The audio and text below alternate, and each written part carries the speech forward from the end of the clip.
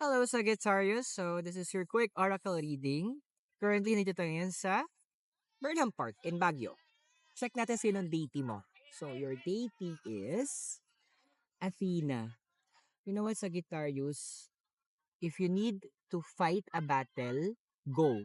And alam mo yung mga tipo, stop fight, bawas-bawasan mo na yung ikaw yung lumalaban para sa battles ng iba. It is time that you help them learn how to fight their own battles. Tulungan mo silang tumayo sa sarilang mga paa.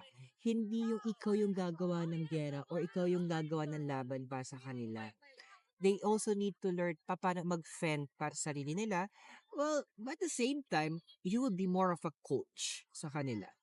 Now, Athena is also advising na andoon na you need to also learn when to fight and when not to fight. Choose your battles wisely. I hope nakatulong yung reading sa'yo, and I'll see you on our next video.